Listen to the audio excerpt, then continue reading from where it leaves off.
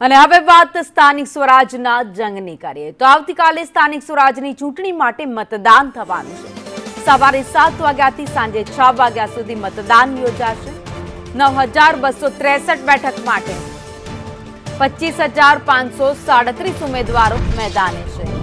કુલ 736 બેઠકો બિનહરીફ થઈ હતી, જ્યારે 48,450 મતદાન મથકો પર મતદાન થવાનું છે, જેને લઈ તંત્ર સજ્જ છે। 14,275 મતદાન મથકો સંવેદનશીલ છે, જ્યારે 2,196 મતદાન મથકો અતિ સંવેદનશીલ છે। તો અત્યારે જે મતદારો છે તે પોતાના મતાધિકારનો ઉપયોગ આવતીકાલે કરવાના છે, જેમાં 2,64,715 પોલિંગ સ્ટાફ કામગીરીમાં રહેશે, તો 92,583 પોલીસ કર્મચારી ફરજ પર રહેશે। વધુ અપડેટ સાથે સંવાદદાતા દિવ્યા ચૌહાણ અમારી સાથે લાઈવ જોડાઈ ગયા છે।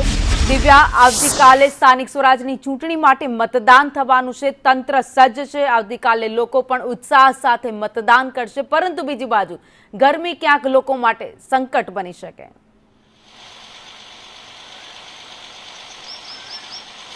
ભાવિની રાજ્યમાં 43 ડિગ્રી સુધી ગરમી અમદાવાદ શહેરમાં રહેવાનું હવામાન વિભાગ તરફથી આગાહી કરવામાં આવી છે। જો કે આવતીકાલે સ્થાનિક સ્વરાજ્યની ચૂંટણી છે, જે રાજ્યભરમાં યોજાવાની છે, ત્યારે અલગ અલગ શહેરોમાં પણ ગરમીને લઈને સાવચેતીના ભાગરૂપે ચૂંટણી પંચ તરફથી પણ ગરમીથી મતદારોને બચાવવા માટેના હિસ્ટ્રોક પ્લાન છે તે પણ તૈયાર કર્યા છે। મેડિકલ ટીમો પણ સ્થળ પર હાજર રહેવાની છે, 108ની ટીમો પણ બૂથ ઉપર હાજર રહેવાની છે, જ્યારે મોટી ભાગની સંખ્યાઓમાં જે સંવેદનશીલ વિસ્તારો છે ત્યાં પોલીસના બંદોબસ્ત સાથે પણ સ્ટેન્ડ બાય હેલ્થની ટીમ છે તે રહેવાની છે। અર્બન હેલ્થ સેન્ટર સહિતના મેડિકલ ડિપાર્ટમેન્ટમાં રજાઓ છે તે કેન્સલ કરી દેવામાં આવી છે।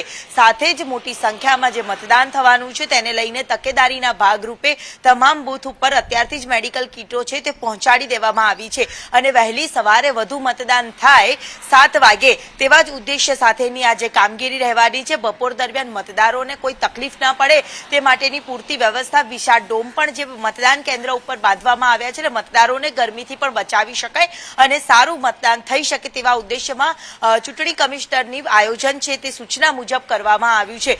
જો કે હાલ આવતીકાલે મતદાન થવાનું છે તેને લઈને ફૂડ પેટ્રોલિંગ પણ પોલીસ પ્રશાસન તરફથી કરવામાં આવ્યું છે। સંવેદનશીલ વિસ્તારોમાં વહેલી સવારથી જ પોલીસનો ચુસ્ત બંદોબસ્ત છે તે ગોઠવી દેવામાં આવ્યો છે, અને તમામ મશીનરીથી લઈને તમામ જે ડિસ્પેન્સરી સામાનો છે તે તમામ સ્ટ્રોંગ રૂમમાંથી હવે મતદાન કેન્દ્ર ઉપર પણ પોલીસના ચુસ્ત બંદોબસ્ત પ્રોટોકોલ સાથે લઈ જવામાં આવશે।